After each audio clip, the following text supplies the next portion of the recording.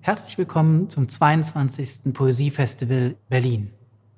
Herzlich willkommen zu unserer Eröffnungsveranstaltung, die den schönen Titel trägt Weltklang.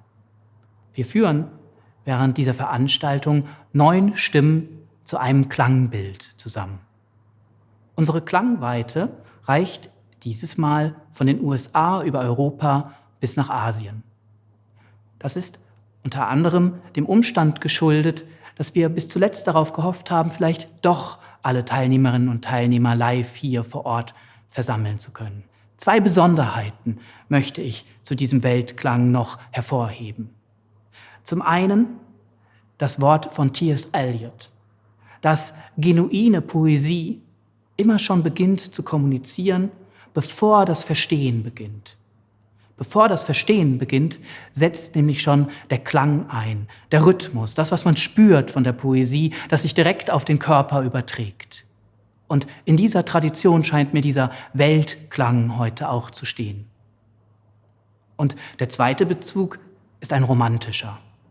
Sie kennen sicher alle noch Eichendorffs Schläft ein Lied in allen Dingen.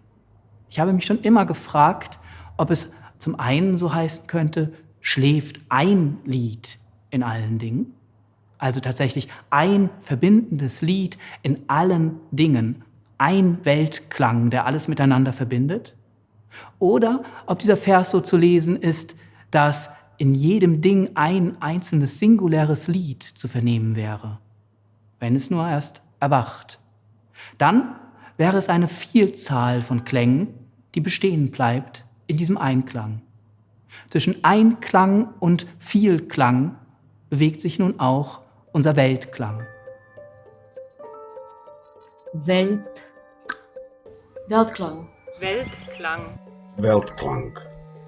Lang. Weltklang. World sound or sounds of the world. Weltklang. Otonarika.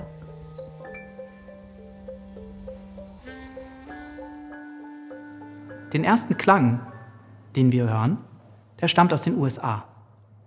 Ben Lerner hat so etwas wie die intellektuelle Traumkarriere der USA hingelegt. Er kommt eigentlich aus Kansas, Topeka, und ist dann an einer der Elite-Universitäten nach Providence, an die Brown University gegangen.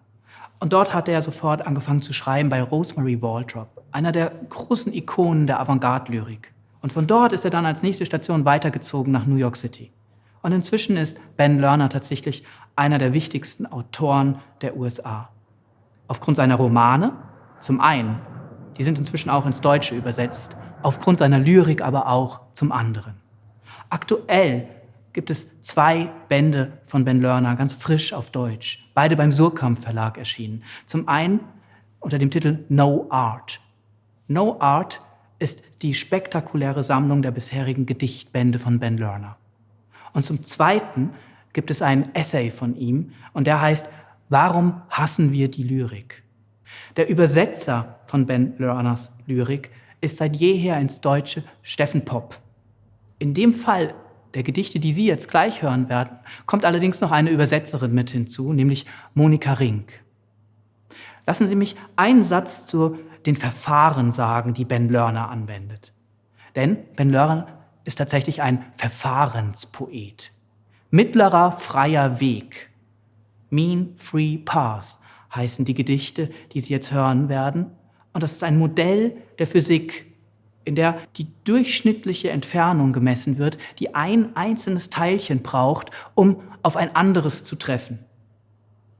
Dieses Modell adaptiert Ben Lerner für seine Lyrik und lässt nun Wörter aufeinandertreffen und vermisst die einzelnen Strecken, bis das eine Wort wieder auftaucht, mit einer anderen Bedeutung sich trifft und so eine ganz eigene Poetik entfaltet. In solche Verfahrensweisen bettet Ben Lerner dann seine eigene Klanglichkeit und seine eigenen Gedankenfiguren hinein.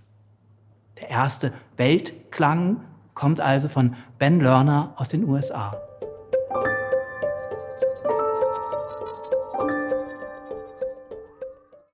This is from the first section of Mean Free Path. I finished the reading and looked up, changed in the familiar ways, now for a quiet place to begin the forgetting. The little delays between sensations, the audible absence of rain, take the place of objects. I have some questions, but they can wait. Waiting is the answer I was looking for. Any subject will do so long as it recedes. Hearing the echo of your own blood in the shell, but picturing the ocean is what I meant by. You startled me. I thought you were sleeping in the traditional sense. I like looking at anything under glass, especially glass. You called me like overheard dreams. I'm writing this one as a woman comfortable with failure. I promise I will never, but the predicate withered. If you are uncomfortable seeing this as portraiture, close your eyes. No, you startled. Identical cities. How sad, buy up the run, the unsigned copies are more valuable. I have read your essay about the new closure, my favorite parts I cannot follow, surface effects. We moved to Canada without our knowledge. If it reciprocates the gaze, how is it pornography? Definitions crossed with stars, the old closure, which reminds me, wave to the cameras from the petals are glass. That's all you need to know. Lines have been cut and replaced with their opposites. Did I say that out loud? A beautiful question. Barbara is dead. Until I was 17, I thought windmills turned from the fireworks to watch their reflection, and the tower made wind, brushed metal apples, green to the touch.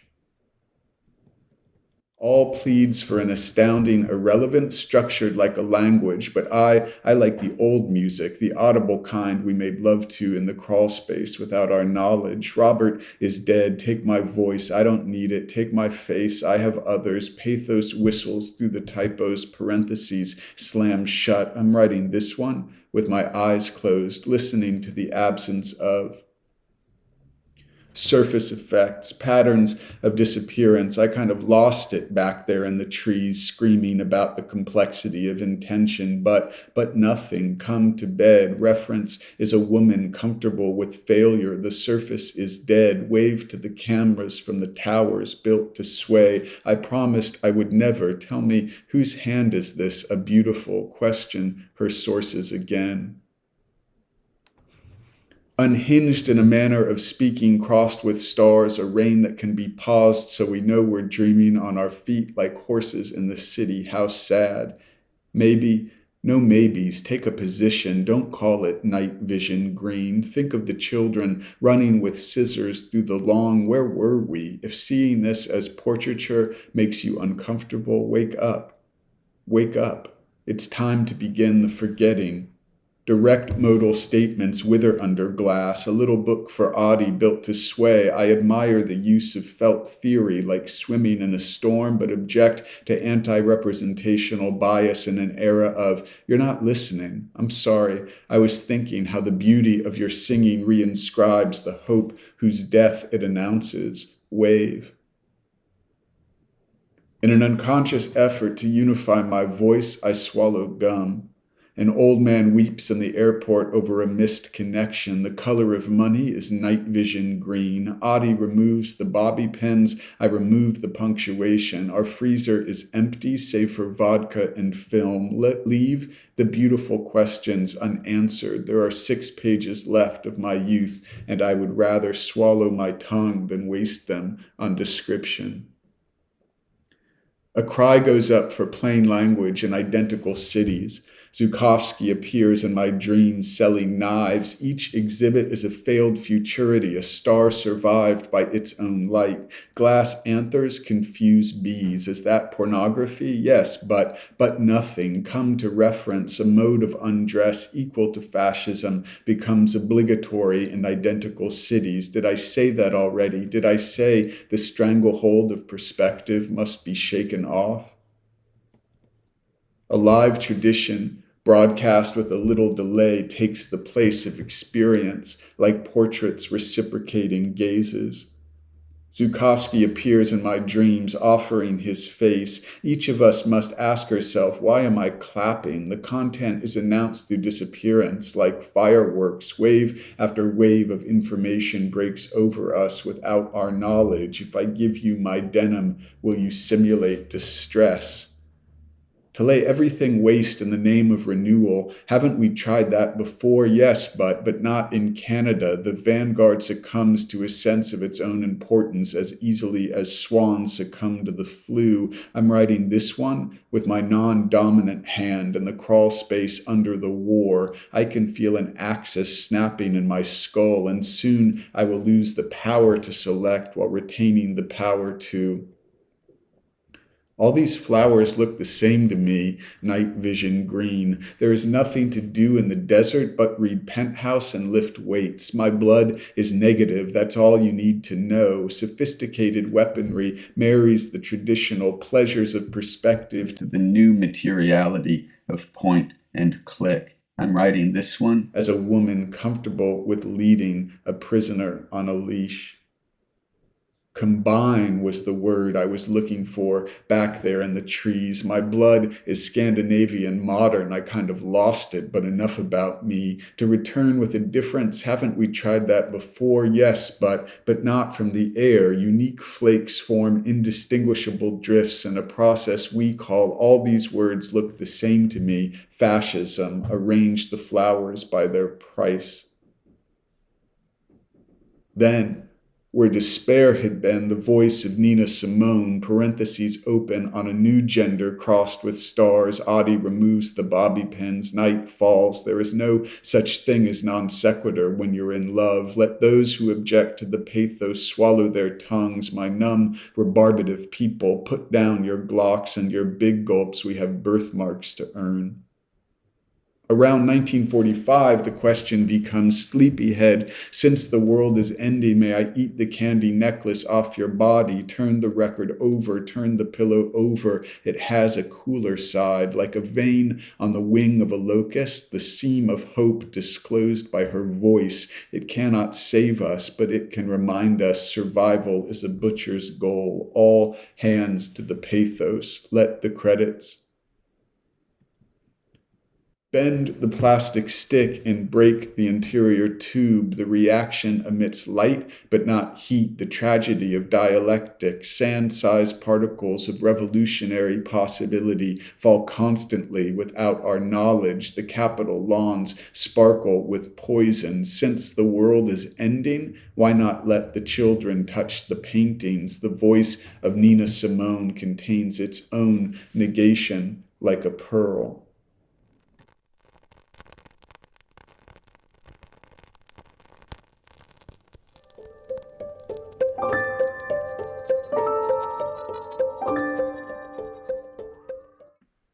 Poems about night and related poems. Paintings about night, sleep, death, and the stars. I know one poem from School Under the Stars, but belonged to no school of poetry. I forgot it by heart. I remember only it was set in the world and its theme parted. Poems about stars and how they are erased by street lights, streets, and a poem about force and the schools within it. We learned all about night in college, how it applies. Night college under the stars where we made love a subject. I completed my study of form and forgot it. Tonight, poems about summer and the stars are sorted by era over me, also poems about grief and dance. I thought I'd come to you with these themes like my senses. Do you remember me from the world? I was set there and we spoke on the green, likening something to prison, something to film. Poems about dreams like moths about streetlights until the cliches glow. Soft glow of the screen comes off on our hands, blueprints on the windows. How pretentious to be alive now, let alone again, like poetry and poems indexed by cadences falling about us while parting. It was important to part yesterday in a serial work about lights so that distance could enter the voice and address you. Tonight, poems about you, prose poems.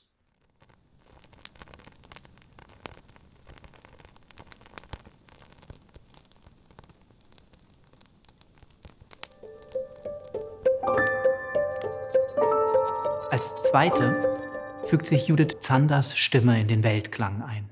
Und damit eine deutschsprachige Stimme. Es gibt eine enge Verwandtschaft zwischen der Lyrik Ben Lerners, die wir gerade gehört haben, und der deutschsprachigen Gegenwartslyrik. Konzeptuell, aber auch personell, durch ständigen Austausch, durch ständige Gespräche. Ich will Sie aber jetzt auf einen Unterschied hinweisen. Nämlich auf den Unterschied, dass Judith Zander die poetische Energie ihrer Gedichte keineswegs aus Verfahren heraus produziert, sondern bei ihr entsteht diese poetische Energie aus dem Klang einzelner Wörter und vor allem aus dem Klang von Wortpaarungen. Aus der rosigen Losigkeit oder aus dem Schiss und Schuss, die dann zum Vorschuss werden. Poetologisch geht dieses Klangverfahren auf in einem Gedicht wie dem, was Sie jetzt gleich hören werden, Scrabbeln. Und da stellt sich dann die Frage, ist vielleicht schon jeder Schlaf falsch, weil in jedem Schlafe immer schon das Falsche als Wortmaterial enthalten ist? 7 Klanggedichte dieser Art hören wir jetzt. Von der zukunftsgewissen Voraussage aus, kein Mensch, kein Reim, bis hin zur letzten Ausfahrt. Stets im Doppelschritt zwischen Sperrgebiet und falschem Schein. Judith Zander.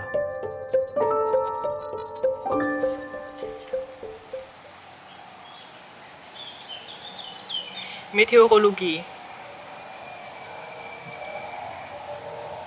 Als er sagte, in großer Hitze er sei ein Mensch, da fasste ich ganz gegen die Natur in mir ein Zutrauen, ist zu wenig gesagt, auf einer Terrasse schon worden.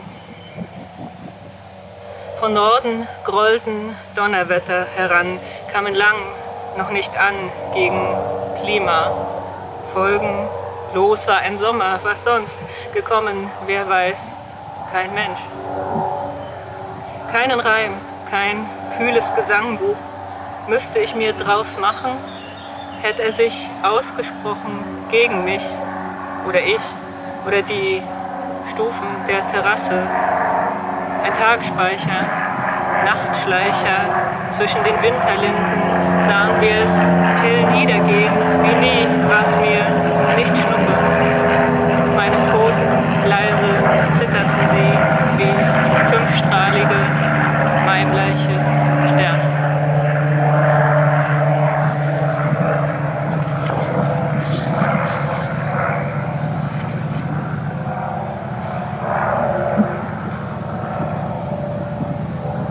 Besetzung. Bewarb mich Infinitiv in meiner besten Disziplin, der rosigen Losigkeit, Freiheit der Gewissen. Haft allzeit im schriftlichen Flirt, unverhört um den fristlosen Posten der Co-Auto oder Beifahrerin. Ein wahreres Agens schlief, nicht sehr tief. Bei dir, kaum rostfleckig, brachte ich mich als Empfangsdame ein, lachte mich blank und scheckig. Verging mir Berlin bauend, an keiner Kasse des Vertrauens bar konnte ich dich schon schauen im Baumarkt, bei Netto war ich mir meiner der Sache gewiss. Du wirst haben all meine Felder und Wälder und dazu Schiss. Ich zählte mir meinen Vorschuss hin, schmal auf dem Handgelenk grad 2 Arme, lässig verkreuzt und ein loses Wort über freie Körper, ihre Abkürzung. Bei uns macht die Karriere keine Pause. Ihr galoppierender Verlauf führt durch einen kleinen lila Nebel auf einen Bahnhof. Ist immer blöde. Schön sind wir am Ende des kurz davor.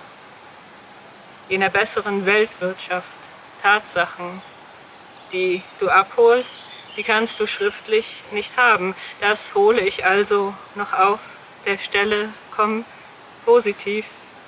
Ein vorgewärmter Platzabtausch, per Handschlag in Bauschrock und Bogenbrauen.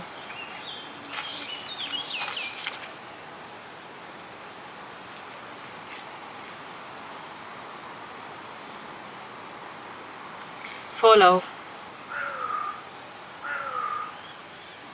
Die Mittagswelt wird zugestellt, als ein leerer Parkplatz, das fade Gericht, das der Hilfskoch über mich hält und waldfremde Gesichter.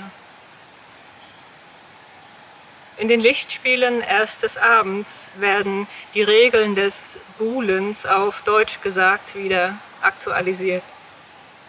Wer nicht näher kommt, verliert. Einen Tag auf der Parkbank. Die Sessel sind weiter, gerückt in die Stickigkeit. Zunehmend stehen sie Ohr an Ohr bereit. So wickelten wir den Film ab. Erfuhrst du nichts über die aussichtslose Position? Die Seglererfahrung empfiehlt, nichts zu tun. Alles löst sich auf von alleine.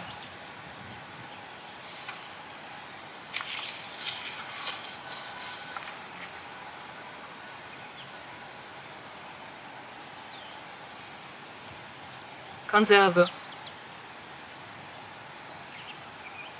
Mit der richtigen Technik gelingt es mit Glück, eine Disco zu zweit auf die Steine zu bellen, die schlafenden Hunde, Geschweige, Befunde, bewahre dabei im Wecken das Eingemachte, nur sachte, die gläsernen Menschen zum Klirren zu bringen.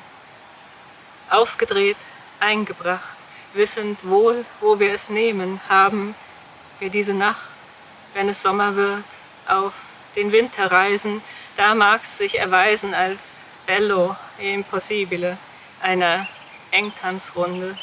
Ich bin letzte Kunde.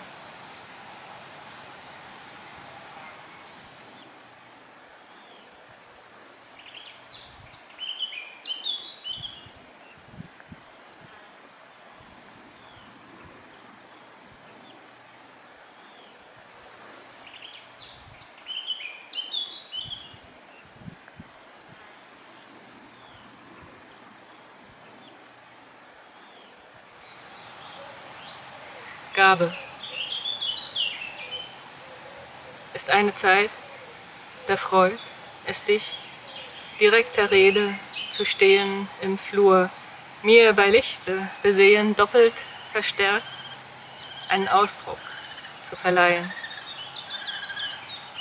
Mit dem laufe ich 2 Bücher weit noch in ein Abendbild, Wind fährt mir untern Rock ins Feld, wo Mohn und blaue Blumen die Walzenstudie widmen der geneigten Bahn eurythmischer Bewegung, Arme schwingen eines vogelfreien Tieres im Dickicht, neben mir vieles in einen menschlichen Schrei.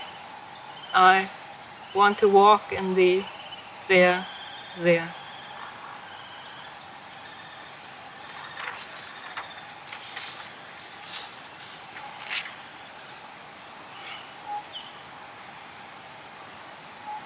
Scrabble.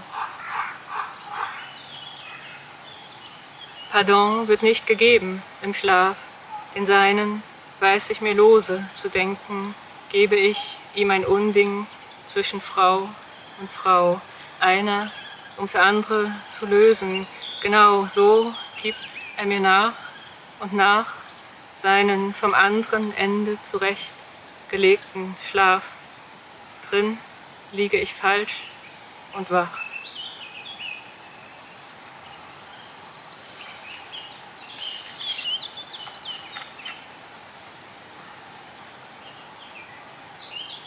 Ausfahrt. Zu gelangen mit nichts und niemand ins Namenlose benachbarter Marken, Zeichen zweierlei Einigkeit. Du sagtest, du sagst, du hast noch was vor, den anderen galt es leiser zu schweigen. Die Reisegruppen vereiteln alles, jeweils allein abzutreten. Ich ohne ein Wort, in der Absprache polnisch rückwärts. Schon klemmt dir ein Bier im Schoß, freihändig los, schon sind wir gefahren aller Wege, nehm ich's dir ab, im Galopp verloren, in den Galoschen des Glücks. Schon verrückt haben wir die Flurgrenze hinter uns, Wälder, frei und schön. Der Bären Dienste ledig, Handstreich und Spanne lediglich sahen wir, ist mir nun mehr am See. Nicht ganz ohne, halb oben behalte ich an Bindebändern aus schwesterlichem Polyester den Kopf untenrum. Hüft auf, lasse ich den Zwischendingen ihr Lauf, Feuer und Halbzeug nass im Geäst. Handtuch schmal neben mir, das Tier aus dem Wasser. Ein vorbildlicher Delfin, oder war's ein Schmetterling? Admiral, es ist umsonst noch nichts geschehen. Wir vertraten uns, ein Bein noch im Sperrgebiet, das andere lagerte auf dem Schein Samt und Sonne einem restöstlichen Wahn. Recht köstlich schmeckte es mir, dir ein Imbiss, die indische Pizza im Magen, trauten wir uns was zu. Reden führte Retour im Wagen, das Radio.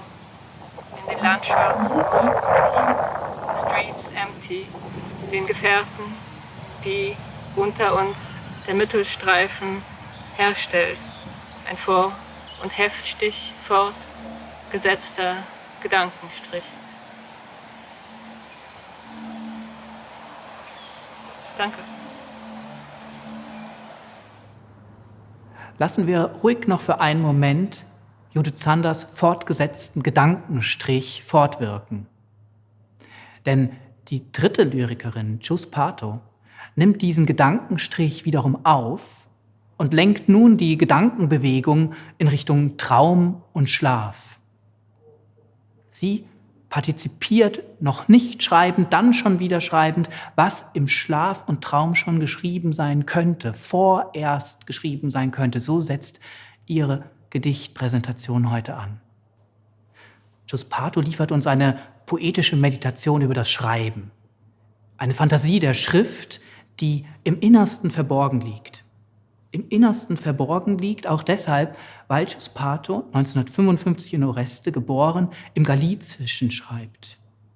Also in einer Sprache, die immer im Widerstand zum Katalanischen stand und sich erst aus dem Innersten immer wieder in Position zu bringen hat. Die Übersetzung haben hier und heute Burkhard Baltrusch und Silvia Montero-Küpper geleistet. Wir hören jetzt also die Stimme von Chus Pato, und zu dieser Stimme ist noch etwas zu sagen. Chus Pato nämlich hat ihre Stimme und ihre Stimmlichkeit in ihren Gedichten immer mit Juan Gris' Bild der Gitarre verglichen. Und dieses Bild ist ein fragmentiertes Bild. Und in dieser Art und Weise fragmentiert auch Chus Pato ihre Stimme, um sie dann wieder zu einem einzigen Klang, zu ihrer Stimmlichkeit zusammenzuführen. Dieses Doppelspiel aus Fragmentierung und Zusammenführen macht die Besonderheit ihrer poetischen Stimme aus. Chus Pato.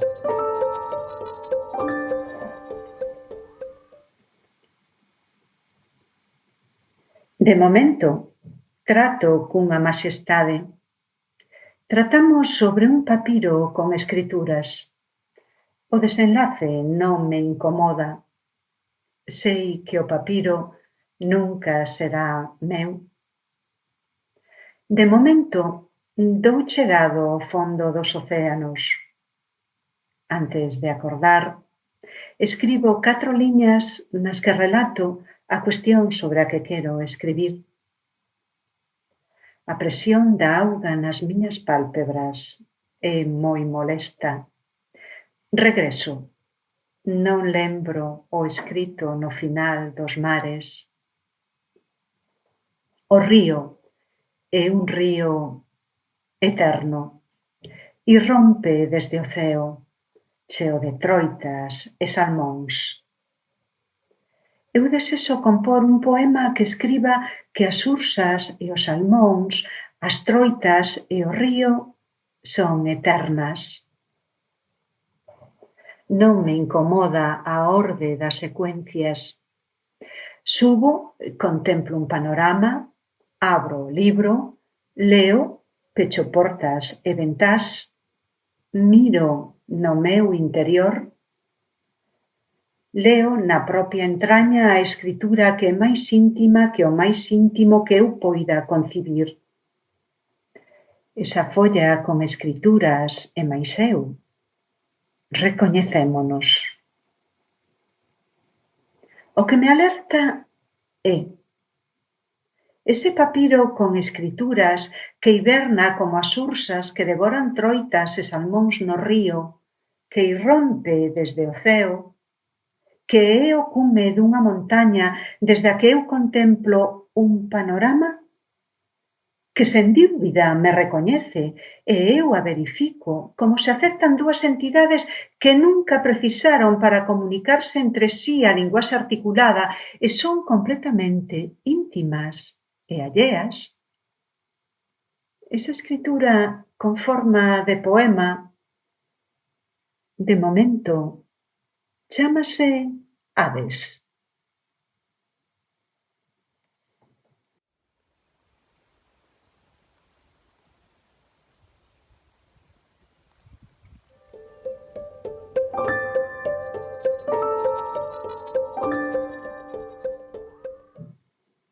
Stalker. Antracita. Veladona. Purpúrea. Carbunclo. Digitalis. Estraloque. Deixa que se acheguen. Gorxa. Pentalosía timúrida. Gerat. Itifálico. Pedra alta. Limia. Lascaux. K. L. M. Arco de medio punto que abeira paseantes sorprendidos por chuvias imprevistas. Nenúfar. Nenúfar é a palabra que usamos para indicar a flor que recibe ese nome. Calquera turista interesada pode visitar na Orangerie as ninfeas de Monet. O edificio da Orangerie está preto do Jet de Pomme. O Jet de Pomme é un frontón e indica, entre outras cousas, que os territorios de Nafarroa Berea, Lapurdi e Zuberoa pertencen ao Estado francés. Calquera turista ou inmigrante limiao en París, poñamos nos anos 40 do século pasado, podería traducir o título desta pintura por As auganas de Monet. Augana é a palabra que os limiáns usaban, se cadra aínda o fan, para sinalar un nenúfar cando na antela florecía. Nós, nacidas no ano da desecación, nunca as vimos. Moito nos prestaría escoitar a alguén vivo ou defunta a pronunciar augana e de vez ver cos ollos da lembranza o referente flotando nas augas.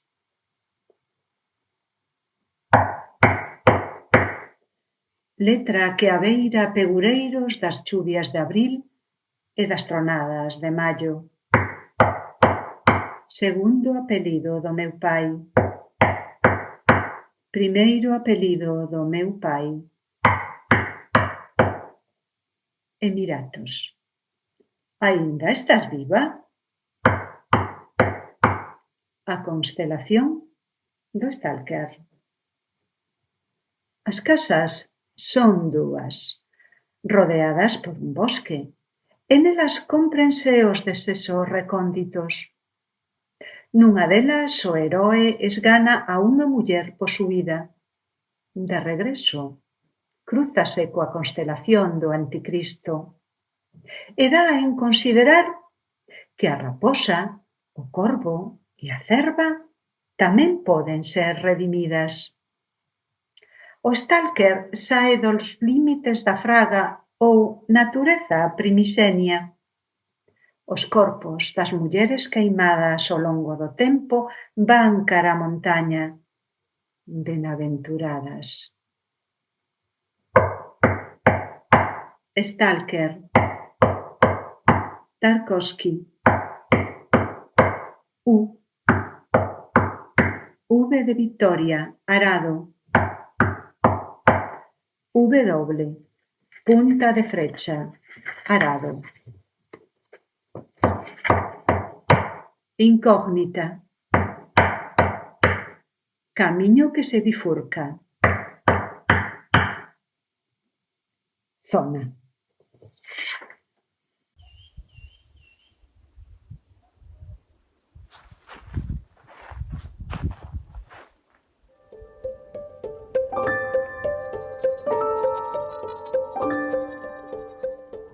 Autorretrato ou encontro co xesto e a psique arcaica. Se me miras no espello, verás os álamos, cara nacente un parque, e na súa cima estruturas urbanas. Cara ao pôr do sol, as augas corren ceibas e as árbores agrúpanse en carballeiras ou son bóveda para o río. As leiras recollen as augas e reflicten os ceos da invernía. Ao fondo, os polígonos. Se me miras de perfil no espello, verás que o acordar oriéntase cara ao sur e a roupa de cama tende irresistiblemente cara ao norte. Durero pintou 6 veces a almofada na que dormía. Se cadra para descifrar o ritmo das imaxes que só se ven cos ollos moi pechos. Se miras o espello, verás un autobús e baixando turistas que se interesan polo que ven. Verás unha anciá moi erguida. Reza e acompaña o seu rezo con desprazamentos.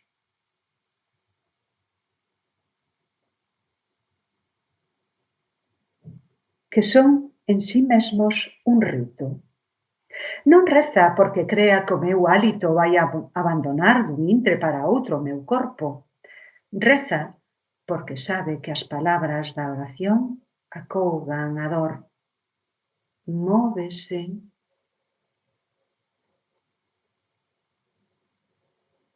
Porque sabe que os xestos e a danza son máis antigos que as palabras. Non foi a morte a quen vin. A quen vin foi o tempo. Vinlle pés e pernas, vestía un Peter Pan e fusía, naturalmente.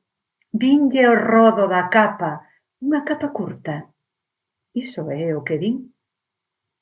Se o espírito tivera centro, recolleríase aí o estalido dos 50.000 búfalos degolados. Non o ten, expándese por todos e por cada un dos poros da psique que é cega, que é arcaica anterior ao xesto, anterior á secuencia de pernas, Peter Pan e capa curta. Ou non?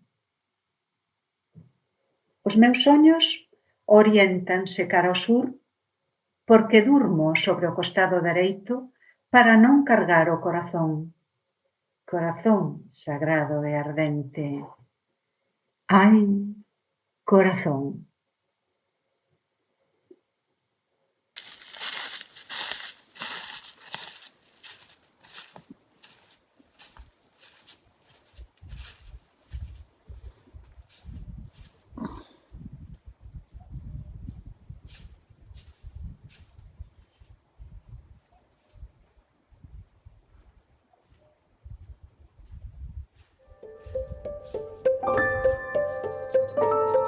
Wir wechseln den Kontinent von Europa nach Asien und wir wechseln den Klangbereich, nämlich raus vom Gedicht hinein in die Musik. Wir wechseln von Lyrik zu Lyrics. Ichiko Aoba ist eine Singer-Songwriterin und sie ist vor allem auch immer wieder unplugged zu sehen. Tatsächlich Nur in Konzerten sie, ihre Stimme, ihre Gitarre. Ihre Texte bestehen aus eigenwilligen Bildwelten. Lied der Geburt, schillernder Schrei, große Pupille, glänzend weit. So übersetzt Inga Neuhaus die Lyrics von Ichiko Aoba, Lichtblumen, Delfine, Dickicht der Urzeiten. Durch solche Bildwelten hindurch führt Ichiko Aoba ihre Zuhörer und Zuhörerinnen. Begeben wir uns in diese eigenwillige, klangvolle Welt.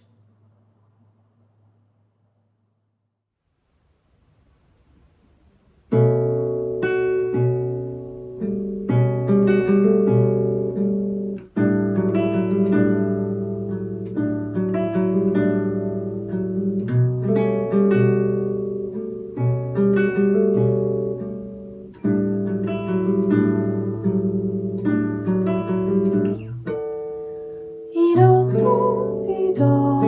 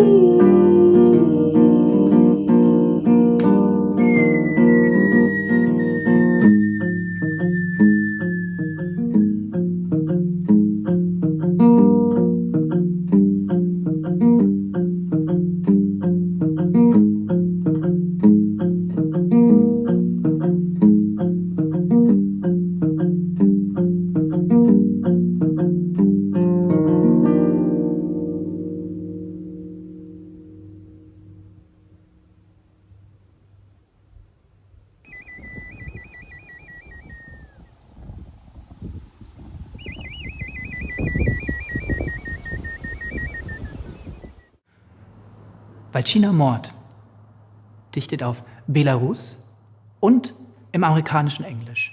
Sie stammt aus Belarus, lebt inzwischen aber in den USA. Wir betreiben mit Valzhyna Mort gemeinsam Ahnenforschung, poetische Ahnenforschung. Wo stamme ich her? So lautet die refrainartige Zeile, die wir jetzt immer wieder hören werden. Valzhyna Mort hat eine Vorliebe für skurrile Bilder und hart gefügte Bildwelten. Ein Wählscheibentelefon ist mein Genpool. Das ist so eine von ihren Zeilen. Oder mein Körper klingelt. Was für eine eigenartige Engführung von Telefon und Körperapparat. Kurz darauf heißt es, Blut hat eine schwache Leitung. Eine schwache Leitung, so geht also die Genealogie bei Valzhyna Mort. Musik für Tote und Auferstandene ist ihr jüngst erschienener Gedichtband bei Surkamp publiziert. Wir hören Valzhyna Mort.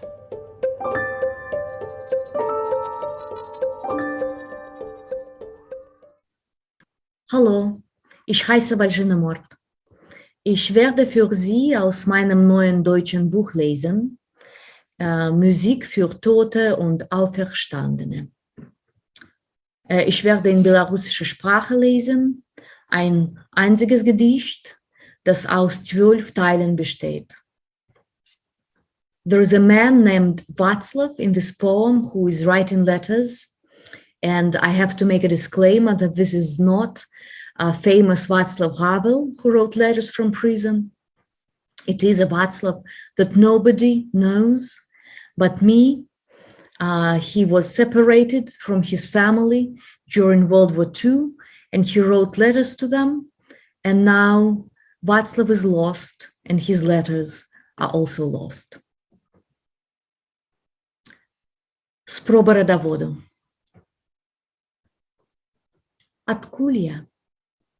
В базиликах черных, бясконца, здымают с крыжа человека, что тут подобны до сукенки, знятой з вешалки, там тяжкая воблачнасць мускулаў, тело надвор'я адной малавядомай краіны, краіны адкуль я, здымаючы, яго трымаюць пад пахамі, як цёпла пад пахамі рукам іх, праз рану між рэбраў Ева глядзіць адным акрываўленым вокам, надрэзу пад грудзямі чырвоная вейка. А я адкуль? Так, на зямлі чалавек падобны да сукенкі, снятай з вешалкі. Внутры чорнага алфавіту бясконца здымаюць з кожнай літары чалавека. Да тэлефона ў вузкім калідоры, як да колодежа по воду. Колодеж адкуль я? Я не у маму, я не у тату, у телефона циферблату круглый твар. Круглый диск телефонны мой генафонд, яго звонам звініць маё цела, калі бяжыць, каб пакласці сваю галаву на моцнае плячо трубкі. На сувязі кроў, кроўная сувязь дрэнная. Унутры трубкі ўсё трашчыць, быццам мне звоніць вогнішча. Хто гэта? Гэта я, вогненная трубка. А я адкуль? Колькі дзён лютага снегу за вакном кухні, снег адкладаўся, як тлушч пад нашай скурай, як мы рассыцелі на гэтых днях.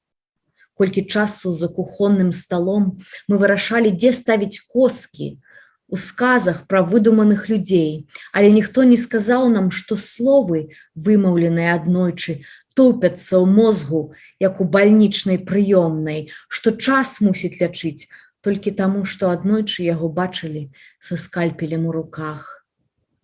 Тут памылка, ты казала таямніча, праводзячы пальцам па радку, выпісаным дзіцём. Знайдзі аднакарэннае слова. Быццам у слова можа быць корань. Быццам слова не прыйшло з цемрай. Быццам слова не кот у торбе. Быццам свае чалавечыя карані мы і так ведалі. Вось граматыка, вось правапіс, вось шматок паперы, хлеб, масла, малако. Якая марфалогія? Якія правілы кіравання? Якія тут могуць быць памылкі? Вось фізіка, хімія, геаграфія з яе атласамі. А дзе лісты ад Вацлава? 1946. Што рабіць з этымалогіяй нас, з нашай этымалогіяй? 1946 тоўпіцца ў маёй бальнічнай прыёмнай. Твар тэлефона, твар гадзінніка, твар радыёкропкі на сцяне. Вось мае родапачынальнікі круглатварыя. А твар Вацлава дзе? І зноў чалавек падобны да сукенкі, знятай з вешалкі. А лісты па адным на тыдзень святочным почеркам у трубцы вогнішча. Як цёпла на трубцы вушам маім, але адкуль я? Пасляваенны горад, баракі, радасць першай кватэры, паліто, плашч, скураная сумка, набітая лекамі, а дзе лісты ад дзе твару? Эвакуяваны твар, раз эвакуяваны твар, твар то накормлены, то галодны, хворы не хворы, твар вакуум, твар паддоследная мыш. Гэтую краіну тэсціравалі на твары Вацлава. Нам можна жыць спакойна. Дык адкуль жа я? Пасляваенны горад, баракі, радасць, радыёактыўны твар, дэактываваны твар, твар зняты з вешалкі. Адсутнасць як унутраны орган, ніколі, ніколі, ніколі, як унутраны орган. У вёсцы вядомай вялікай лужай, дзе дзеці падзяляюцца на дзве катэгорыі, тыя, хто здзекуецца з жывога, і тыя, хто з нежывога. У вёсцы вядомай тым, што нікому яна не вядомая, адкуль я. Могілкі вакол старога касцёла, страшны алфавіт акружае хаты, алфавіт магілаў, мармуровыя літары пад з'едзеным моллю снегам. Пад з'едзеным моллю снегам маёй зямлі добрыя косці. Пад з'едзеным моллю снегам маёй зямлі добрыя косці. Мая зямля грыміць касцямі-ключамі. Косць – гэта ключ да маёй зямлі. Мая зямля грыміць касцямі-ключамі. Ева глядзіць адным чырвоным вейкам. Пад з'едзеным моллю снегам маёй зямлі добрыя косці. На маёй зямлі людзі апускаюцца перад калодзежамі на калені. На маёй зямлі людзі моляцца на крыжы птушак у небе. Косць – гэта ключ да маіх людзей. Сярод маіх людзей толькі ў мёртвых чалавечыя твары. А я адкуль? Святыя панны, беретах з промняў залатых. Хто гэта ля вашых ног, як прыручаныя жывёлы? Анёл з крыламі паўліна, анёл з тварам чалавека. Але хто гэта ля вашых ног, як прыручаныя жывёлы? Калі вы носіце такі залаты берет, калі прыручаеце дзяцей і анёл, калі бясконцымі белымі пальцамі гартаеце кнігі, пакуль я грызу гэты драўляны верш, запляціце, святыя панны, у жоўтых беретах, з валаскоў на маім языку, мышыны хвосцік слова. Мышыны хвосцік слова для словалюбячага грызуна. Унутры майго алфавіту бясконца здымаюць з кожнай страшнай літары чалавека. Мой страшны алфавіт найлепшым святочным почеркам.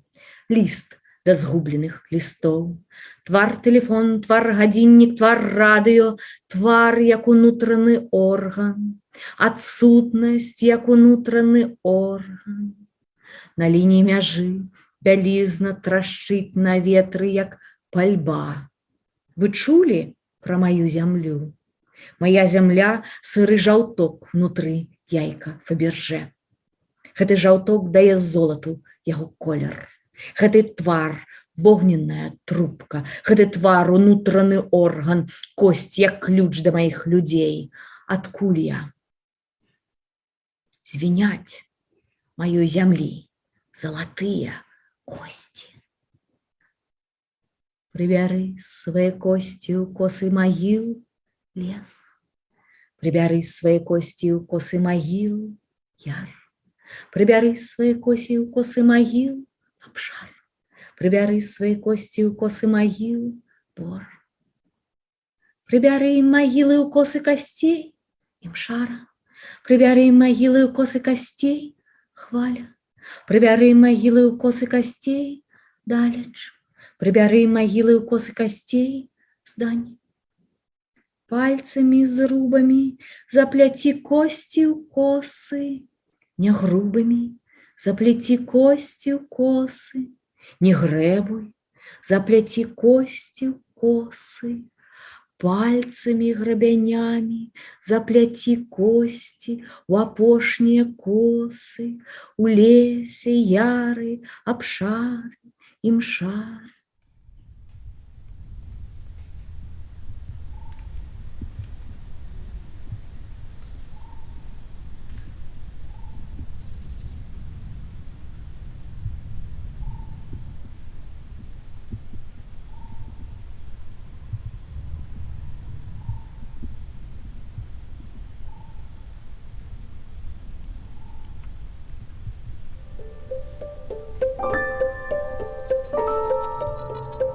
Peter Waterhouse kommen wir zurück ins Deutsche.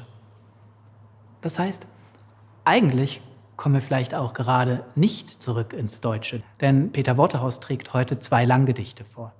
Und das erste, das hat er auf Englisch verfasst. Norbert Lange hat es übersetzt und Peter Waterhouse wird also auch auf Englisch vortragen. Das zweite mit dem Titel Der Wassermann, das ist dann auf Deutsch verfasst. Ich weiß, ich habe Ihnen vorhin noch gesagt, nach T.S. Eliot braucht man nichts zu verstehen bei Gedichten. Es reicht der Klang, der Reim, der Rhythmus, das, was sofort auf einen übergeht. Aber manchmal ist es gut, etwas zu verstehen, einen bestimmten Resonanzraum zu haben. Und bei diesen Peter Waterhouse-Gedichten ist es sogar sehr wichtig. Denn sie betreiben eine Poetik der Überschreibung. Sie überschreiben vorherige Texte. Der erste Text überschreibt den berühmten Roman David Copperfield. Daraus stammen die Figuren, beispielsweise der Mr. Dick, den Sie gleich erleben werden. Und Mr. Dick hat einen Tick. Er denkt nämlich, dass König Karl I. seine Gedankengänge gekapert habe und versucht, ihn und seine Stimme im Kopf nun endlich loszuwerden. Bis auf diesen kleinen Tick ist er von brillanter Hellsichtigkeit. Dieses Stimmenspiel verschaltet Waterhouse nun mit Celans berühmtem Gedicht Stimmen. Beides in der Engführung ist die Grundlage seines eigenen Gedichts. Das zweite Langgedicht spielt auf Goethes Singspiel die Fischerin an. Ganz kurz, was passiert in der Fischerin? Die junge Fischerin langweilt sich, während sie auf ihren versprochenen Gemahl und ihren Vater wartet. Sie beschließt, sich zu verstecken und so zu tun, als ob sie ertrunken sein könnte. Die beiden Herren kehren zurück und sie glauben es sofort, dass sie ertrunken sei. Es heißt, der Wassermann habe sie vielleicht geholt. Am Ende stellt sich heraus, es ist ein Singspiel, alles wird gut. Aber bis dahin dauert es noch einen Moment, denn jetzt hören wir erstmal Peter Waterhouse.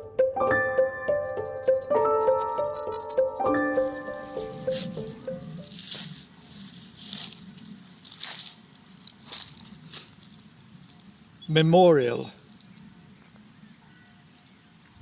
Immensely green, overlooking Dover, where he lived, where I heard him hesitate, touching and treading the surface, seeing the sea, he hesitating, tranquil.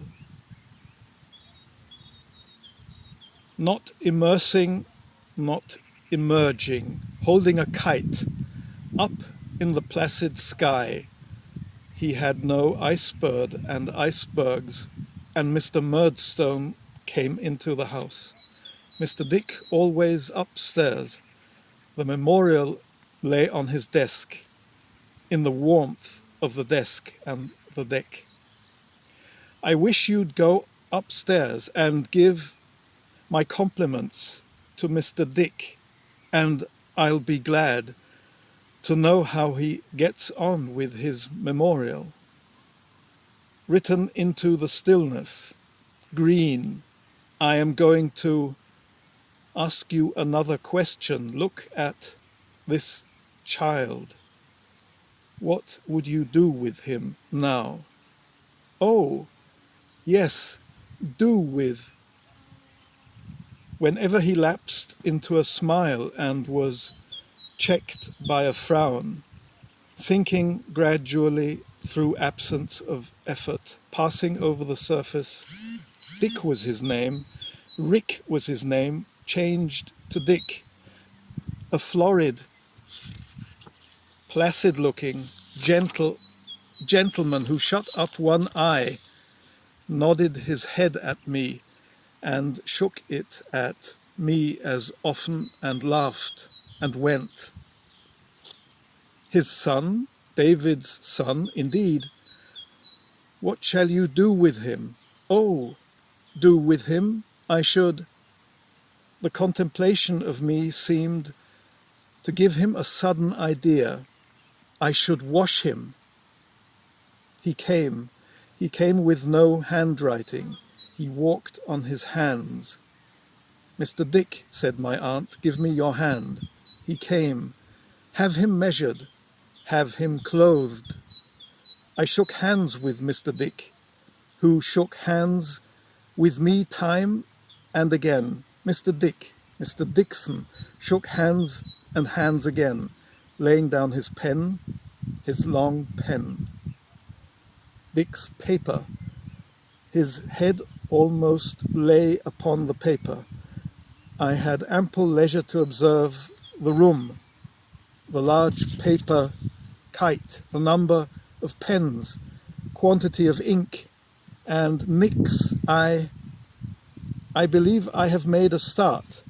I think I have made a start. Taking up his pen and asking when the king had been killed. Dick has a longer name. Don't you ever call him by it. He forgets to lay down his pen and lays down his head, alone with the lamp. The night inside, Dick, and silent bells were outside. No melody, dee, do, dee. Mr. Dick working at his memorial along and alone. I had seen him working at it through the open door, probably getting on very well. I found him driving at it, and the night was inside Dick. Silent bells were outside. I was one of Dick's bells. He saw me and laid down his pen, casting anything but a confident look at the writing. So the books say. So they don't say. Boy, walk into the bells and hear what they want and will. With a withdrawing heart, a silent heart, he could draw back to his mother on top of Dover, where there is no memorial. Mr. Murdstone was in the house. No one was dead. He saw Murdstone in the house. I tried to begin my memorial, but it is dead, and no one is dead. We all are in mother. I'm walking towards birth and birth, not reborn to be, but born. I wish you'd go upstairs, said my aunt, as she threaded her needle, and give my compliments to Mr. Dick, and I'll be glad to know how he gets on with his memorial. I'm growing younger. There's a child, said the man with the Dick name.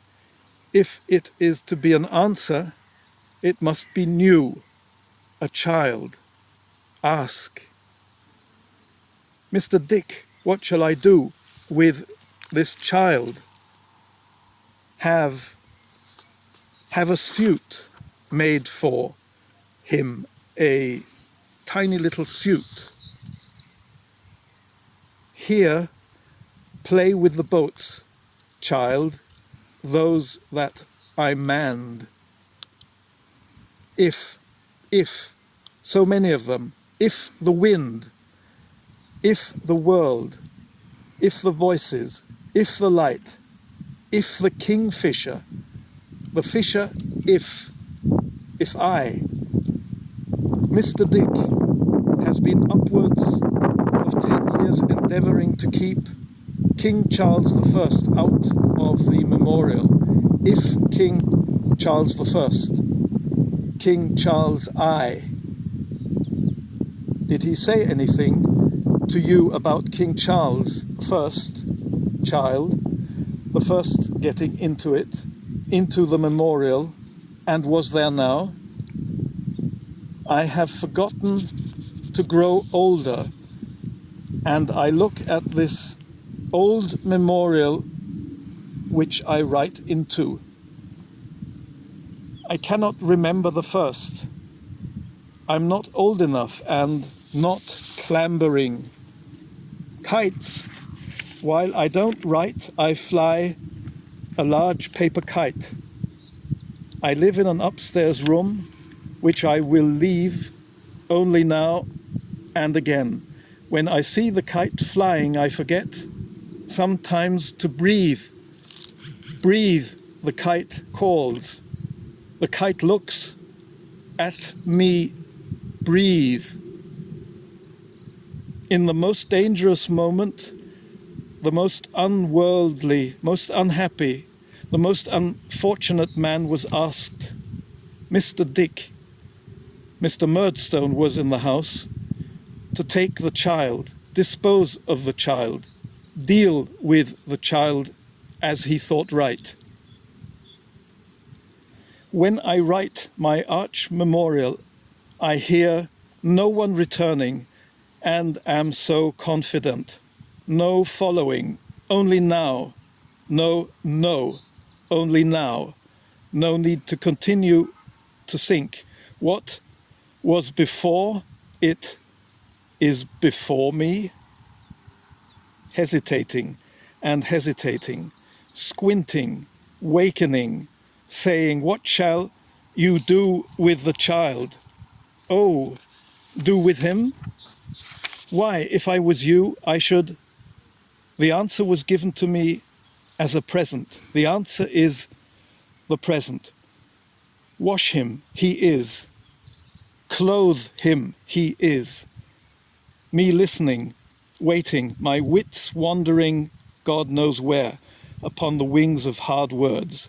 I think of it as one of the pleasantest things in a quiet way that I have known, as if 1,000 things the world makes 1,000 noises about were not one half so good. Here, finally, Charles I, world the first. The wound is not the memory. The wound is me and meaning. It's flowing, will not scar over. From here we see the white scars of Dover.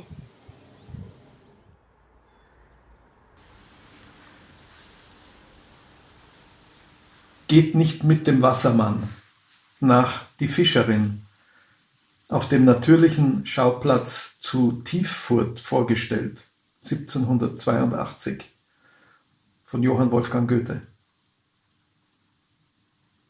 Ich eile zu sagen, ich eile zu rufen, hier bin ich, hier leb ich, noch leb ich für euch. Ab. Sind alle gegangen? Das Café ist geblieben. Es tickt dich das ganze Café und es sagt, bist niemals worden getickt von einem ganzen und leeren Café. Oft geschieht ein Café einem, wo es geheuer ist. Die Bar keine Bar, sondern von etwas klar ist und Sattel von Sand und Zaun von Zaum. Und da geht die mit Mund von Mond und Hand von Halbmond und nicht mit Füßen, aber Augen von den Ecken. Ihr Gewand wandert und von Haar zu Haar, Märchen, von oben nach oben, unten nach unten.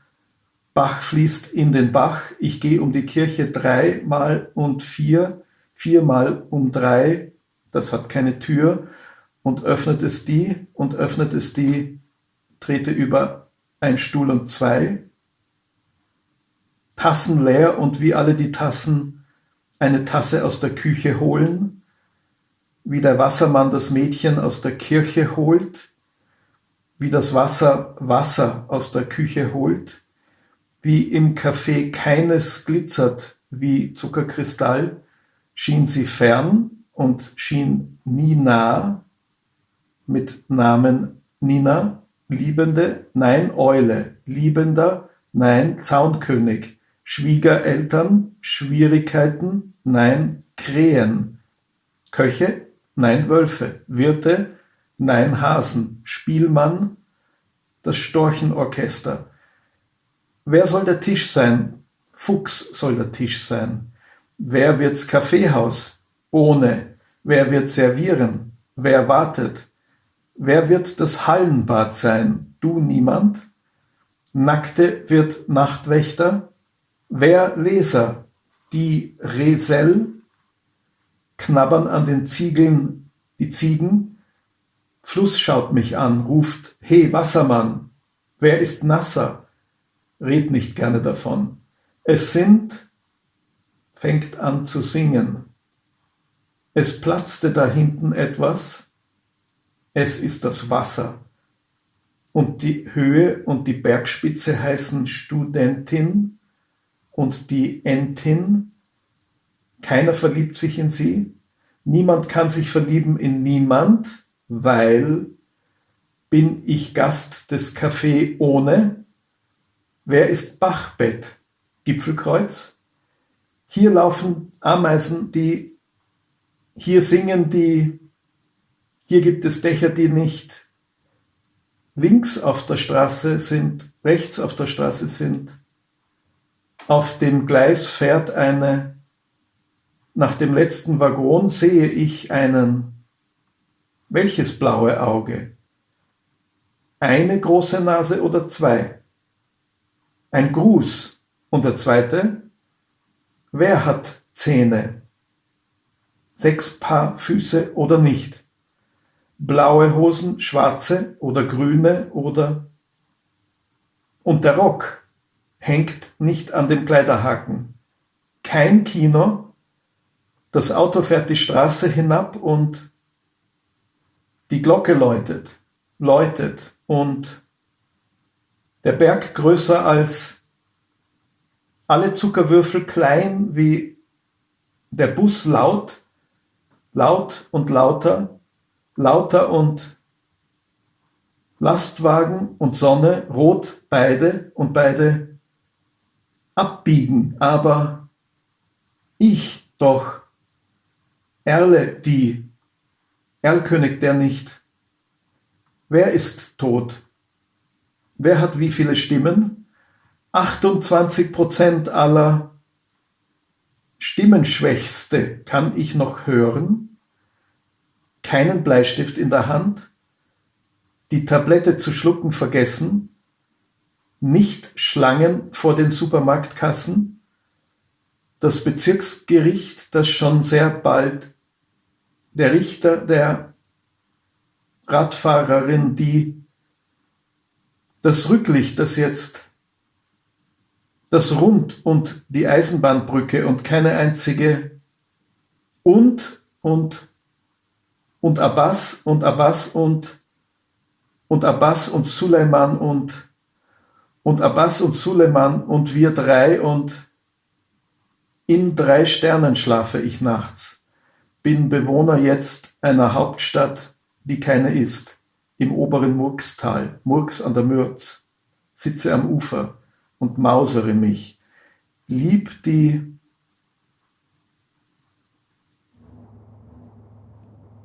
In den Weltklang fügt sich ein Marko Tomaš, übersetzt von Alida Bremer. Bei Marko Tomaš weht ein gelassener Nihilismus durch die Verse. Gelassener Nihilismus, das klingt seltsam, aber tatsächlich herrscht so eine Art Gelassenheit, so als wären wir ja inzwischen nihilistisch gestählt. Dieser gelassene Nihilismus findet seinen Ausdruck etwa im gleichgültigen Gähnen oder im wiederkehrenden Egal oder auch in keinerlei Bereitschaft, irgendeine Gewohnheit zu ändern. Marko Tomaš, 1978 in Ljubljana geboren, ist hochgradig mobil, hat in den unterschiedlichsten Städten gelebt und er ist hochgradig beliebt, weit über die Lyrikszene hinaus. Anders als wir es jetzt zuletzt bei Mort und Waterhouse gehört haben, sind seine Verse absolut avantgardefrei. Einfach heraus, klare Szenen, noch klarere Ansagen und meist mit einer Hauptfigur, nämlich einer Autorfigur, die dort wieder auftritt. So eine Mischung aus Wondratschek und Oblamov, so kommt einem das vor. Mit nüchterner Wärme wird dort beispielsweise festgestellt, oh, du hast dich nicht umgebracht. Oder es wird postuliert, man müsste die Liebe aus den Gedichten vertreiben. Marko Tomaš fängt damit schon mal an.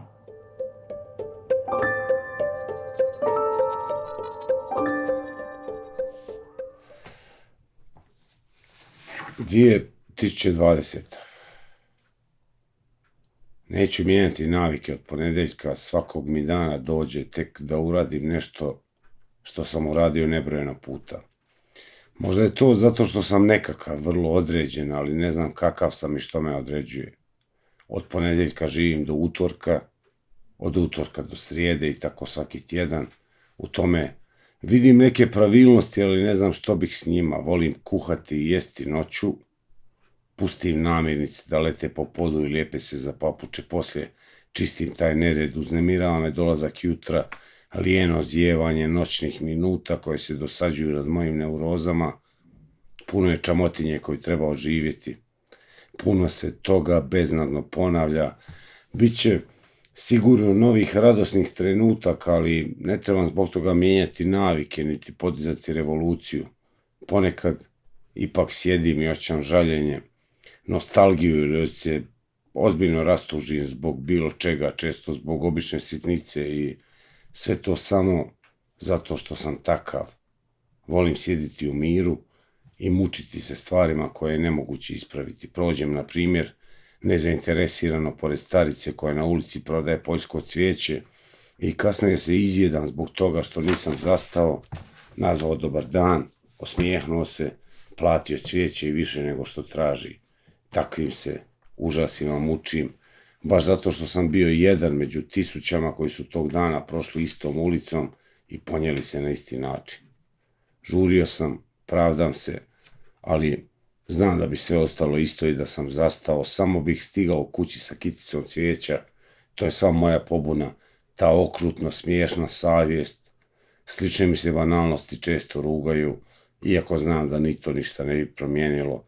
Opet bi čaj bio u šalici, cigareta u ustima, gađenje u očima, blagdani za 3 tjedna, sve neumoljivo na svom mjestu.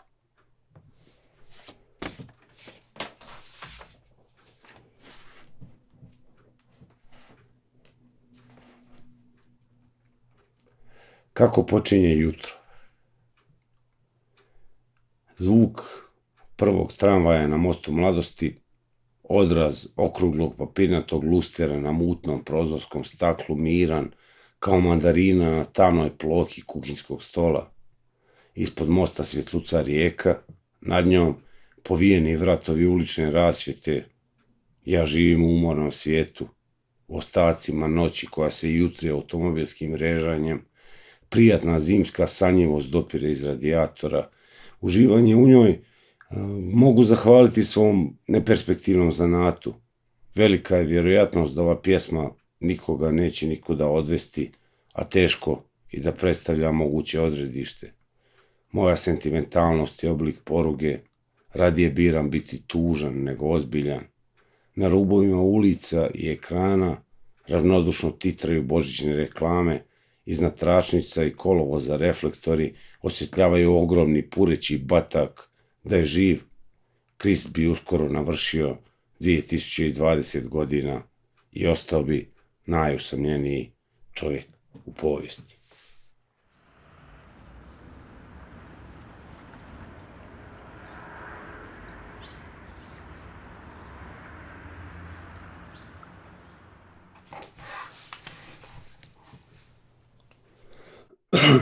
Događa se svima. Nedelja je ujutro, nisi se ubio, oblaci se pjene na tamnim obrazima listopada, nemaš snage ni držati žilet, nisi spreman za ono što se ponovilo previše puta da bi bilo slučaj, preslabo da bude bilo kakva smrt, koja se neće ponavljati kao svakodnevna banalnost. Još jedna samoća mrtvuje pored tvoje, nedelja je ujutro, nemate koga ni napustiti, nema se što dogoditi, pašće kiša, puste će ulice biti mokre, rijeka se propeti ka mostu, Zagreb će uvući glavu među ramena, nevoljko čekajući dugu jesenju noć. Nećeš shvatiti kako i zašto se događaš, kao potpuni stranac kojim se plašiš obratiti, pitati ga što radi pored osobe koju voliš, ne znaš kako, niti zašto ti to dopušta. Nedelja je ujutro, prva i zadnja ovog tjedna, nisi se ubio jer nemaš koga.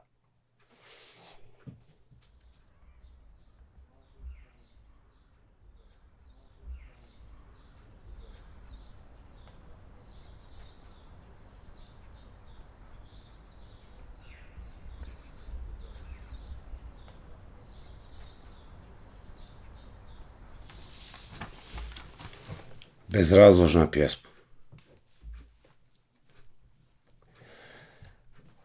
Nije bilo jednostavno ostaviti te i otići. Tada sam krenuo nepoznato, nije bilo lako ostati bez svih onih isplaniranih putovanja, bez banalnih svakodnevnih sitnica, bez prigoda za naprijed spremljene fraze, bez tijela koja sam učio buditi laganim dodirom prsta. Nije bilo lako. Napolju je bila veljača i pljuštalo je. Gledala si kroz mene na mokre krovove, kao da slušaš fatalnu prognozu, nije mi olakšavalo to što si ponavljala, ali Marko, napolju pada kiša. Bila si u pravu. Odlazio sam, a nisam imao kuda. Kiša je pljuštala još danima u nekoj drugoj sobi, nisam odgovarao na tvoje uporne pozive, pisala si kako plačeš i ludiš, nisam otpisivao, pio sam bez prestanka i onda se dugo trijeznio. Tako ja to, kad nemam kuda, ponašam se kao derište. Nije bilo lako ostaviti te i otići. Nikakva glazba nije odgovarala mom raspoloženju, ni u čemu nikakve utihe. Moj prozor je gledao na pusto, blatnjavo dvorište. Nakon kiše u njega je ušetala jedna tigrasta mačka i dugo se protezala. Njezina me gorda bezbrižnost nasmijala. Skuhao sam kavu i promatrao kako zaobilazi barice. Znam, nikada nećeš shvatiti kako to ide, ali otišao sam jer nisam imao kuda.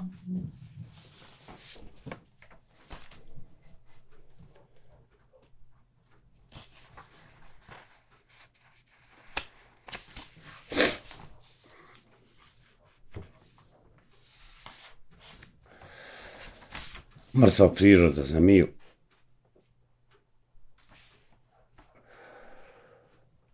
Pokušavam ti pisati, ali kiša me uporno poziva na prozor. Htio bih se prisjetiti nečega vrijednog, uznemiravanja prijatelja u nedeljno popodne, ali ne uspijevam ukrotiti banalnosti o koje se moje misli svakodnevno spotiču. U blizini nema ničeg veličanstvenog. Neboderi na drugoj obali rijeke strše iz golog granja koji ih okružuje. Živi se neprimjetno, pod prigušenim svjetlima u tišini, nalik nasljeđenom komadu namještaja. Želio bih da me ove riječi ugriju, ali nemam nikakav odnos čak ni prema njihovom ravnodušnom zijevanju. Kiša je sve što se događa. Mogao bih primijetiti kako uvećava svaku daljinu, odgađa bilo kakve odluke, kako se ispriječili između mog radnog stola i jednog potkrovlja u Vlajkovićevoj ulici, kako me odvlači od iskrenih namjera, prikiva mi pogled za mokra okna, ali tek to bi potvrdilo svaku moju odsutnost. Protekli minuti se nikada neće vratiti. To je jedina stvarna šteta u ovom po svemu običnom, uspavanom zimskom danu. Na svaku pobunjenu misao mogu tek slegnuti ramenima, poništiti je kao nevažeći dokument moje žudnje. Ne treba nikakvu utjehu. Zato se pomalo stidim priznati što bih ovako opisao užase pakla.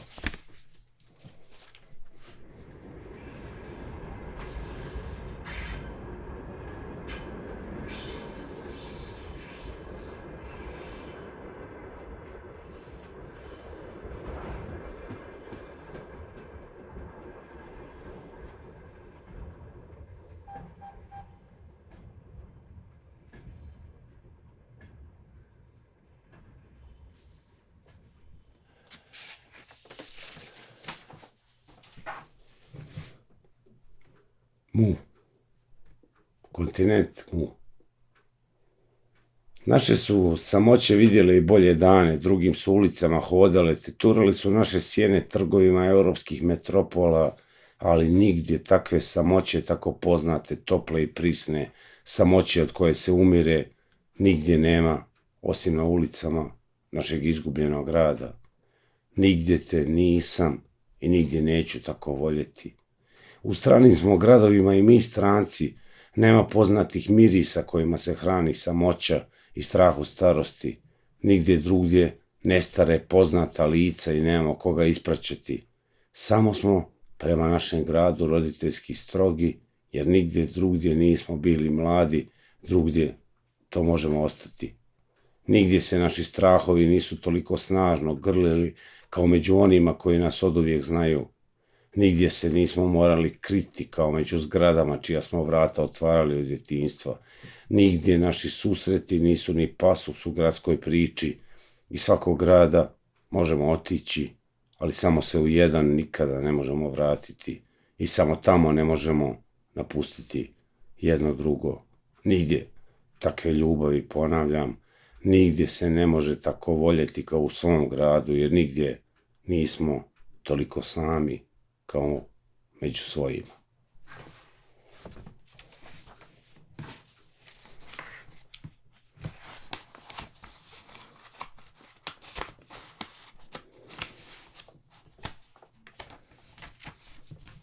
Selidba.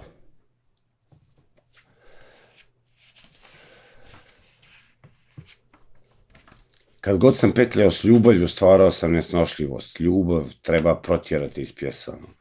Uopće, to je primitivan način komunikacije. Želiš nekoga neko vrijeme, Želiš nekoga svo vrijeme, želiš svakoga, ali vremena nema. Dobro ipak što znam da nemam niti izbora. Ljubav se mora protjerati iz pjesama. O kakvoj uzvišenosti može biti riječ kad su mi laktovi u pepelu cigarete? To nije nikakvo pitanje, već prosta konstatacija i onako sam izmislio sve svoje žrtve. Ni moji prsti ne postoje, nisu dostojni vjenčanja, baš nikakve zablude.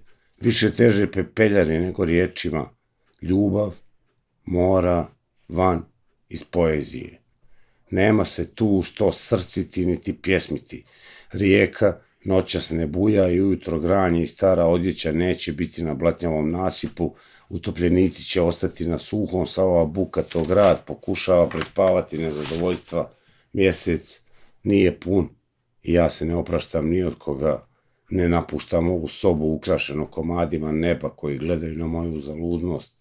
Ljubav mora van i jesen treba izbaciti iz kalendara.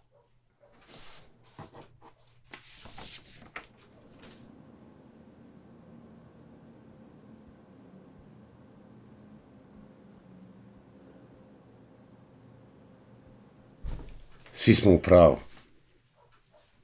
Bila je to bučna noć. Proizvođači stakla je mogu mirne duše izglasati za blagdan. Načini tame su imali vezu sa tvojim pogledom, ostavljali si me bez tajni, nezaštićenog do samog mesa. Amerikanci su bili na mjesecu, ali ja sam se dokopao tvoje postelje, nisam se skrivao ispod zastave, ne govorim ovo u ime generacije, ne želim osramotiti roditelje, ti si postala sve vojske protiv kojih sam kovao planove i kojima sam potajno žudio pripadati. Bio sam te riješen poraziti pod svaku cijenu, uvijek mi uzimaju za zlo izostanak patriotskog zanosa, ali znao sam da skrivaš još neke trikove od kojih se mogu podjetinjiti. Zato sam odlučio odlaziti rame uz rame s tobom, u središte pljenušave krvi do dadas, nezabilježen pokoj, preobratiti se, postati još samo jedan tvoj hir, dok automobili trube zaglavljeni u središtu sunčanog popodneva, pila si iz zadnje čaše, osjetio sam olakšanje i užitak poraza, rat je mogao početi, nad rijekom je rasla magla, a planet se nečujno okretao.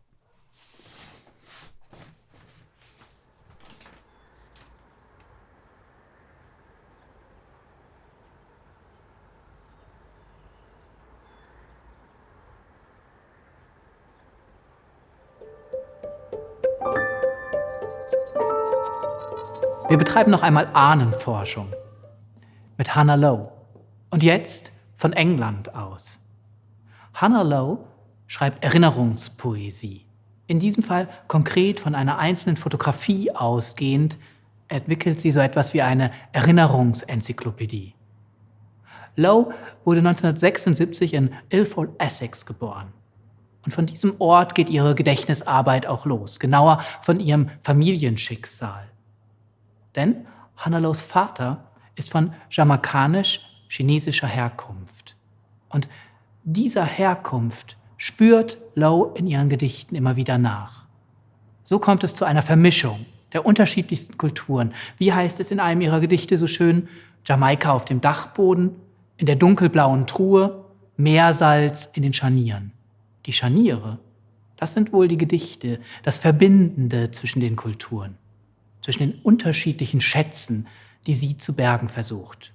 Sie beschreibt sich immer wieder als ein Insider-Outsider.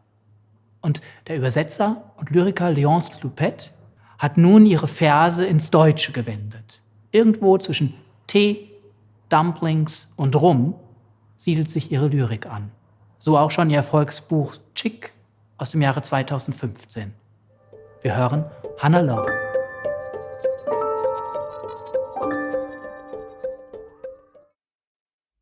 Hi, I'm going to begin by reading a poem about the children that I went to primary school with, and the name of the poem is the name of the school.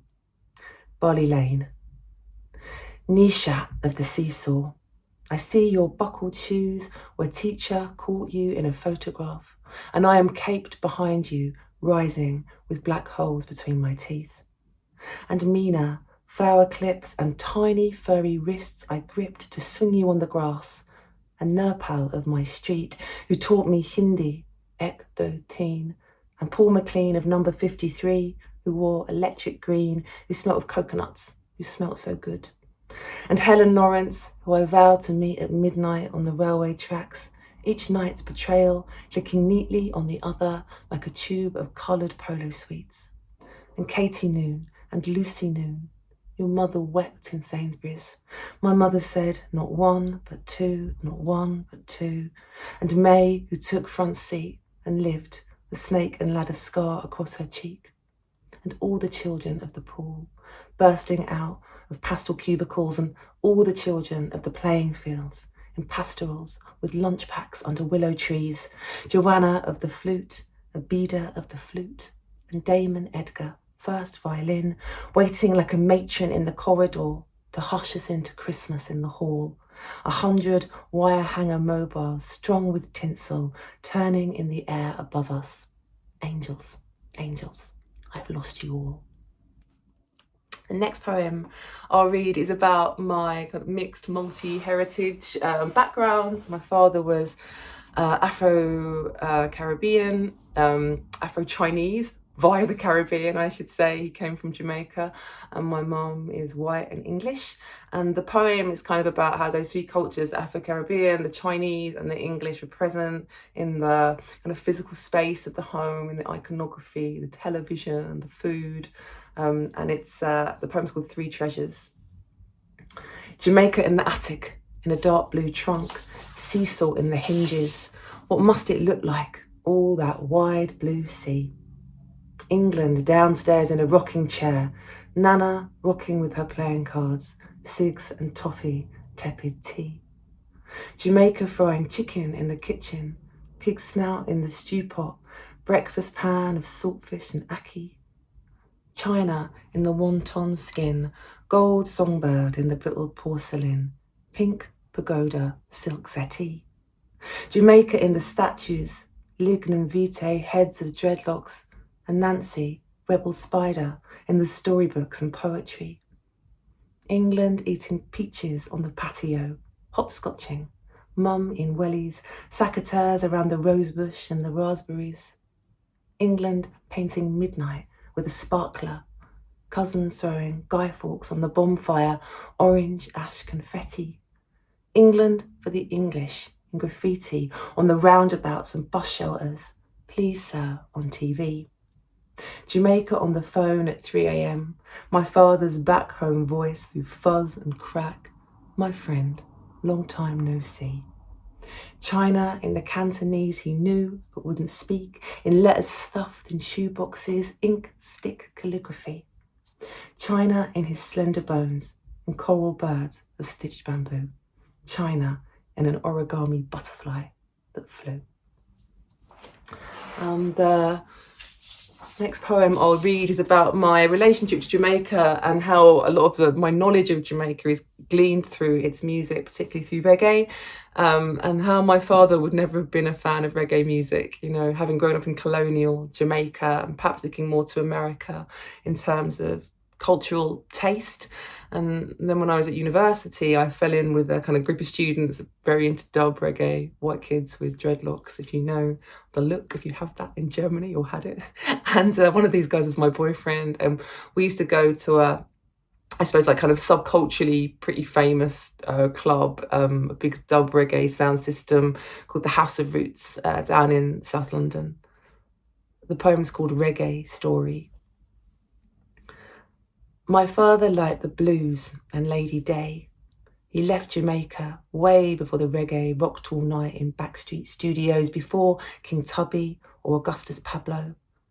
But I used to love a boy who loved dub reggae, loved thick lugs of ganja, loved on Sunday nights to cross the river, take me to the House of Roots and Abashanti in the cobbled arches under Vauxhall, where the Lion of Judah decked the walls and stacks of speakers pumped electric bass. A single bulb above the smoky haze, and on the stage, a little dreadlock man like Rumpelstiltskin shouted Jahr and spun his blistering tunes on a single turntable, and shut-eyed men called back over the vinyl, Jahr, Rastafari.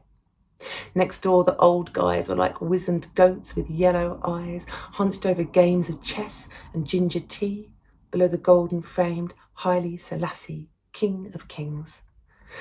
That boy didn't know my father, who was a white-haired, godless pensioner, and reggae music never really got me until I played it on my own. Bob Marley, Uroy, Johnny Clark, and even then it came to me like hymns, like Fauré's Requiem, Vivaldi's Gloria. That boy thought I had a Rasta like Prince Farai for a dad, not the silent island man who sat beyond the bedroom door I'd listen at to catch a woman crooning down a melody. I can't give you anything but love, baby. Okay, so I'll read a couple of sonnets now, which are from my forthcoming collection, The Kids, which is a book about teaching and learning in all kinds of ways. A lot of it's about my life as a teacher here in London, but this first poem is about a different kind of education. And it's my great pleasure to be reading these poems in public pretty much for the first time. Players. My parents taught me smoking, the midnight nip to the Esso garage for 20 players, the kitchen table vigil, lighting one tip from another, then another. No matches or lighter, they bent to the cooker's flame. No credit, no cash. My dad would search the bin to twist tobacco from dog ends, squeeze it, suck it in. Or flush, they'd stack, put 9 black boxes on the bureau, small coffins in a stack. Stained walls, grey fog, the constant tweezering of fags, that plug between the lips. It took me years to stop, though still some lonely nights I spark one up, and that red light in the darkness leads me back to where they're waiting, holding out the pack. This next poem is about walking in Wood Green down the local high street here with my son, and an encounter that we had. And I think this is a common encounter for anyone that has taught for a while. It's called Sonnet for Darren. Men don't look at me like this anymore, the way this tall young man is looking at me. I feel my heart swing open like a door. The traffic lights flash red. Rory, just 3, rolls backwards and forwards on his tricycle. The man still looking, yes, at me, his smile like heaven. I remember this, trouble, desire, bliss. But God, it's been a while. And here he is, so close I can smell his skin, white t-shirt gleaming, his afro framed like sunbeams around his face, which is lovely, like a dream I used to have. And now his mouth is moving, saying, "Miss, it's me, Darren, remember?" We chat. Lights change. Rory and I cross over. By common encounter there, I kind of meant the idea that you would bump into people that you had taught some years ago and not recognise them, not necessarily that you'd be full of desire for them.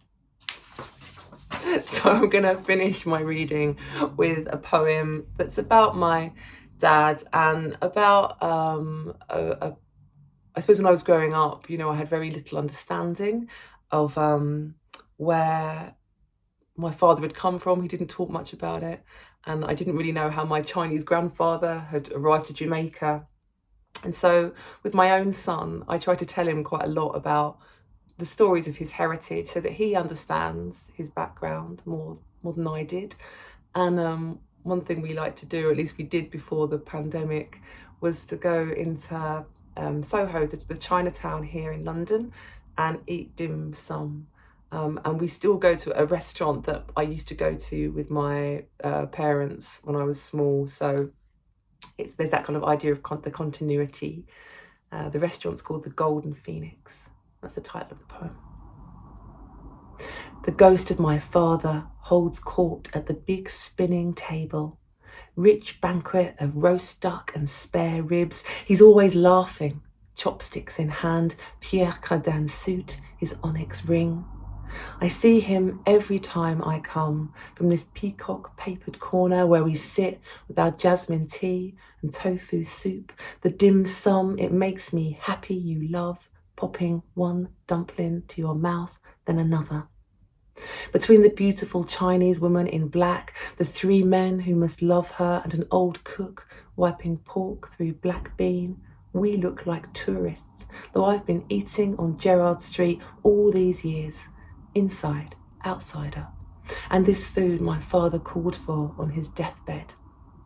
My darling, you look so Scottish with your red hair and Aran sweater, wedged in a high chair you're too big for, a chopstick gripped in each fist, oil on your lips, scallop dumpling, noodle roll, sticky rice in lotus leaf. You laugh a half-understood version of what I've told you. I don't look it, Mum, but I am Chinese. Thank you.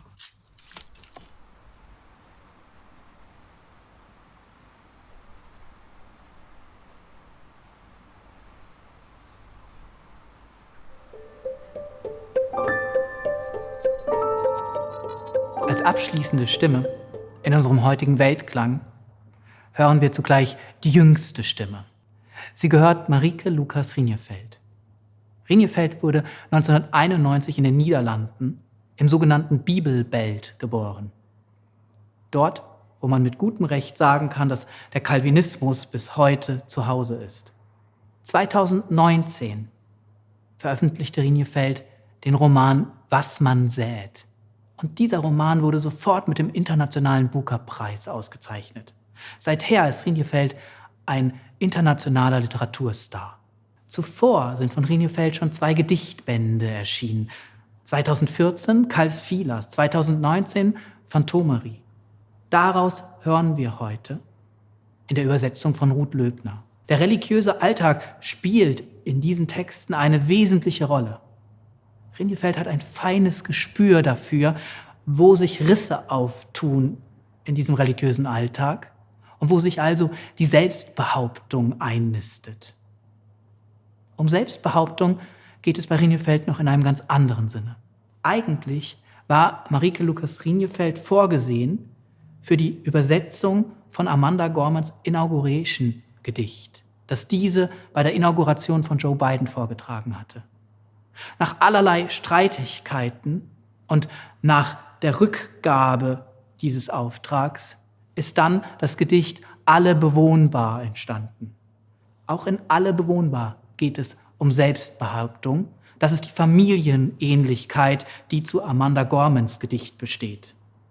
Man achte nur darauf, wie aus dem anfänglichen nie blind gehorchen, nie zu träge sein, aufzustehen, dann im weiteren Vers ein immer aber sich zu Wort melden wird.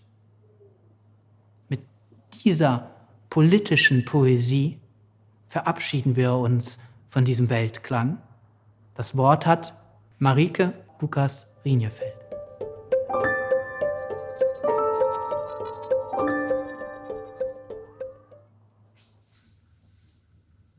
Alles bewoonbaar. Nooit het verzet kwijtgeraakt. Het oergewoel in lief en leed, of toegegeven aan de kanspreek, aan het woord over wat goed of fout. Nooit te lui geweest om op te staan, om tegen alle bullenbakken in te gaan, met geheven vuist de hokjesgeest bevechten. Tegen de rellen in je hoofd van het niet weten, om de onmacht met het stierrood in je ogen te temperen, of met rotse trots altijd je eigen zin te verkondigen. Toe te kijken hoe iemand dat moest en het laatste restje waardigheid te zien wegcijpelen. Je bent tegen schedelmeten, tegen knechtschap, tegen alle hoekigheid van de mens. Nooit het verzet kwijtgeraakt. De kiem van ontworsteling. Je afkomst draagt een rouwkleed. Je afkomst had gelukkig een vluchtstrook. Niet dat je over alles mee kunt praten. Dat je altijd ziet hoe het gras aan de andere kant soms dor en minder groen. Het gaat erom dat je kunt verplaatsen. Dat je de verdrietzee achter andermans ogen ziet liggen. De woekerwoede van heb ik jou daar. Je wilt zeggen dat je misschien niet alles begrijpt. Dat je vast nooit helemaal de geraakte snaar vindt. Maar dat je het wel voelt. Ja, je voelt het. Ook al is het verschil duimbreed. Nooit het verzet kwijtgeraakt. En toch inzien wanneer het niet jouw plek is. Wanneer je moet knielen voor een gedicht omdat de ander het beter bewoonbaar maakt. Niet uit onwil, niet uit verslagenheid, maar omdat je weet dat er zoveel ongelijkheid. Dat er nog steeds meer mensen achtergesteld. En jij wilt juist verbroedering. Je wilt 1 vuist. En wellicht is je hand nu nog niet krachtig genoeg.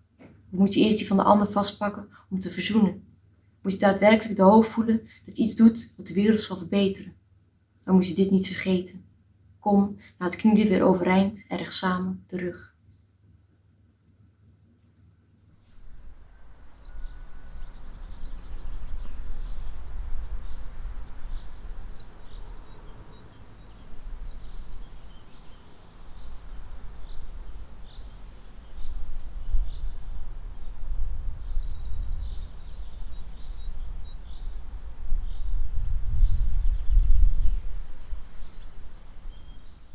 Nooit naar vlinders blazen. De hele nacht God vergeet staan spit in het geweten. De klamboe als een spinnenweb om het lijf geweven. Je had die dag een preit uit kunnen maken, maar het gif van je angsten zat er in je kaken. Toen maar eigenhandig de koppen van de zonnebloemen gebogen, ingefluisterd, Hosanna voor de koning en denk eraan, buig nooit zo ver dat je niet meer overeind kunt komen. Wat we verzinnen vraagt om een betere bemesting dan wat we in werkelijkheid meemaken. De weken afgeturfd als zelfzuchtige dagboekfragmenten. Leugens zijn vaak klein en fijn geschreven, de waarheid slordig en zoveel groter. Daartussen thee met melk en honing, verstopte riolering, ijskoud water uit de douchekop en denk aan de zomerritten nu. Plet je uit gewoonte een springspin, de vuist zwaar van zelfhaat, zo gehaald, dat er in zo'n klein leven en waar aan doden kon schuilen. Broer, oma's, opa's, konijn, dia's met littekens. Je beloofde beterschap in al je daden, in de Hof van Ede. Die avond vergeet het raam te sluiten. Een goederentrein raast voorbij, je stond op wat ze kunnen vervoeren, van steenkolen tot aan seizoenen. Ineens zit herfst in al je rillingen en zie je doodhoofdslinders in een stoet naar binnen vliegen. Ze strijken neer op boeken, de slaapbank, het servies en leggen 1 voor 1 hun flinterdunne vleugels af. Voorzichtig nemen ze tussen duim en wijsvinger als sigarettenvloeitjes. Maar nooit naar vlinders blazen, zei een bioloog eens, en hield de storm weg door van zijn waarschuwingen windschermen te maken. Toch stuurde tegen beter weten in hun bruingele koppen, van voor de wind naar tegenwind, legt hun vleugels klaar voor de dag van morgen en zingt, ofschoon mijn zonden vele zijn, waak om Jezus wil mij rein, wikkelt ze in servetten en wiegt ze naar een beter leven.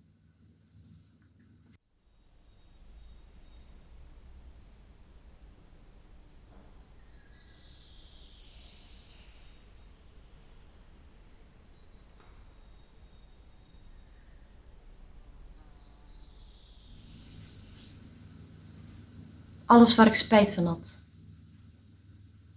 Op de rand van het bed, een nieuwe pyjama waar ik eens in zoveel tijd van vervelde, fluisterde ik alles waar ik spijt van had. Man, ik was pas 8 en zag van bovenaf de kuil mijn kussen steeds vlakker worden. Soms zoende ik de stof alsof er een gezicht van een ander in had gelegen. Misschien wel God, fantaseerde ik er lustig op los en deed extra mijn best. Somde alles op waar het duister op de tas zijn vingers omheen sloot, van hard en vals psalmen zingen. Een schaap op zijn rug leggen, het schaap redden, tot aan het spook in slaap wiegen en ernaast gaan liggen, mijn handen tot in de eeuwigheid gevouwen en 5 soorten vissen in mijn gedachten om mijn honger te stillen. De kinderencyclopedie opengeslagen naast mijn bed, bij het hoofdstuk het menselijk lichaam en alle vragen die bij had, bij alles wat ik kreeg om mijn beste voor te doen. Voor het bestaan van mijn bestaan en de langdurigheid ervan, sorry, ik was er eerder van sneuvel uitgegaan, maar het heeft niet geholpen. Wie te vaak sneuvelt, blijft nu eenmaal korter liggen. Leven is lijden, zei moeder, en ik wenste daarom voor haar een springkussen. Dan zou ze hoog boven haar angsten kunnen uitkomen en altijd zacht landen. Sorry voor dit en voor dat. Lang gedacht dat alle spijkers uit vaders gereedschapskist bedoeld waren voor de kruisiging van Jezus. En vader deed dan spiegelen. Hij zou gauw genoeg naast komen hangen. Iedere zonde telde een roestige spijker, behalve als ik mezelf door de nacht heen bad en niemand zou iets overkomen. Voortaan zal ik de pannenkoekplant in de vensterbank vaker water geven. Zal ik de schepping iedere dag even lief toeknikken en nooit meer in het wild mijn plas laten lopen. Zwaaien naar diegenen die voorgoed van me wegfietsen, mijn Lego-blokjes niet onder andermans voeten laten komen. Niet meer boos zijn op de zon in alle standen en sproetjes op mijn wangen. Het veelvuldig mezelf tot held denken gaan beperken, want wie eeuwig de held is, kan zich geen God permitteren. Krantartikelen lezen en 1 keer in de week wenen om iemand anders dan om mezelf. En nooit vergeten dat als het water me tot aan de lippen stijgt, ik alleen nog maar hoef te zwemmen.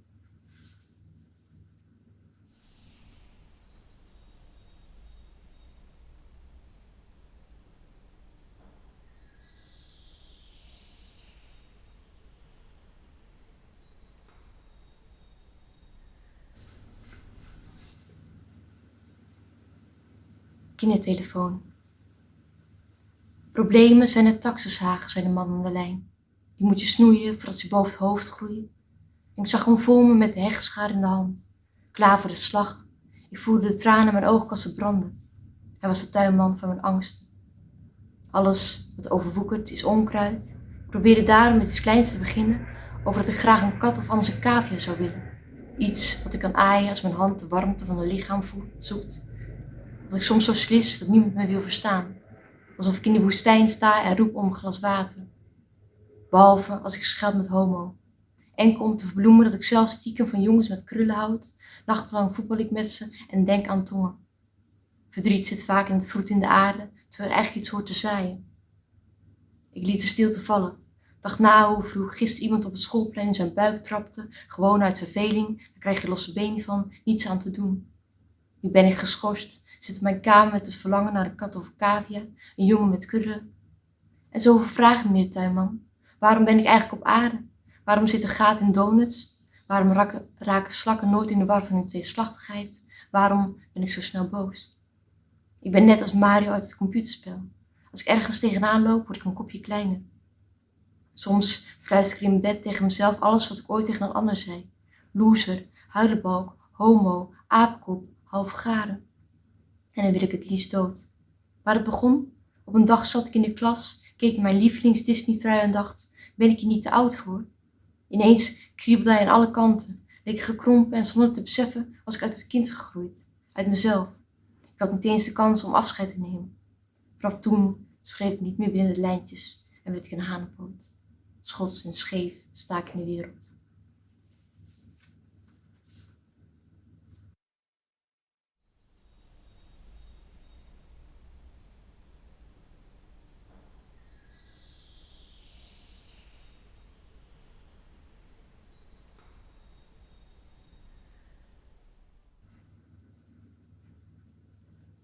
Als het je overkomt. Hoe ga je naar bed als je net een schaap hebt overreden? Trillend op de bedrand, je koude handen als rauwe sucadelap op je ogen. Haar hand tot halve sinaasappel gevormd die zwaar op je knie drukt. Heen en weer beweegt om alles uit te persen wat je is overkomen. Maar vergeet niet de snelheid van het praten. Zonder pauzes blijft alles vacuüm. Heeft verdriet weinig kans ertussen te komen. Begin alsjeblieft over wijn, denk je nog. Over hoe de kinderen opgroeien en al die klaprozen roekeloos openspringen. Maar haar hoofd is altijd een autocue. Je weet wat je moet zeggen om haar gerust te stellen. Mooi weerspelen heeft meer met regen te maken en het regent alsof we de zon ooit bedacht hebben. Je loopt rondjes door de slaapkamer om je gedachten als een armband in elkaar te kunnen klikken. Wast je handen keer op keer en kijkt ernaar om de zuiverheid te testen. Het lichaam sissend als een verroeste barbecue. Ze zegt dat de glazen en een wijnfles in een nachtkastje staan. Nog van de vorige keer dat je bevend en had het bloed. Na 2 glazen valt ze uit. Krimp je ineen onder de lakens als het schaap onder je autobanden. Denk je aan alles wat ooit sneuvelde en een klap met zich meebracht. Je draagt dat mee tot je hart in een graf verandert. Je hoofd als een granieten steen erbovenop. Eindelijk tot rust gekomen haal je wijn. Totdat het niet meer om het schaap gaat, maar om wie de bestuurder nog troost, jij arme, dwaze hond.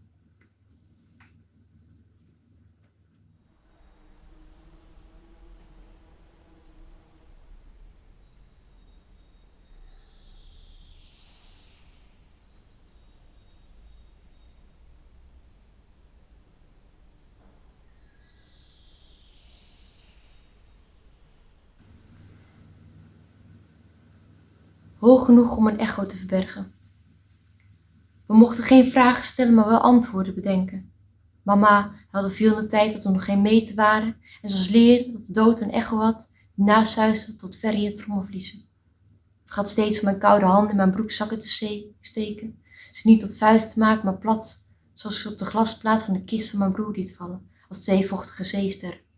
De zee zich ineens boven onze hoofden bevond. Iemand had de vloer weggeschoven en niet meer teruggelegd, zei opa die mijn angst tot duiven vormde. Om ze tam te maken moest ik ze van kop naar staart aaien. En 1 keer in de week loslaten in het weiland achter de stal. Toekijken hoe ze wegvlogen. Maar in de nacht tikte ze weer met de snavels tegen het slaapkamerraam. Belde hij in paniek de loodgieter uit de straat omdat de gaten zijn kleinkinderen zaten. Ze lekte lietenstranen. Troosten was toen nog als inparkeren. Het is meten en weten en toch schat je te vaak krap in. Blijf je zoeken naar de juiste plaats. Een omhelzing heeft soms ook meerdere rondjes om elkaar heen nodig. Op tafel stond theeglazen gevuld met jenever. Vreemde wijsvingers roerden ijsklontjes. Er klonk vrolijk gerinkel dat de dood nog een klap moest maken. Zoals antwoorden een paar seconden tijd nodig hebben om te landen in het hoofd van het publiek. Waren wij hier het publiek, of hadden allemaal broekzakken nodig om de warmte van een lichaam te voelen? Ik pakte een wijsvinger en opende mijn mond. Roer maar, dacht ik nog. Laten we doen alsof we elkaar beet willen pakken, maar we steeds van elkaar wegglippen. Terugtrekken betekende dat de klap niet bij iedereen hetzelfde binnenkwam. Zij niet hoog genoeg waren om een echo te verbergen. Naast de dominee stond de tandarts. De enige man in ons leven die oog had voor alles wat we voor onze kiezen kregen. En begreep dat 's nachts onze oren in zeeschelpen veranderden, waarin we niet de zee hoorden suizen, maar de dood. Broer steeds weer in ons hart naar boven kwam gedreven.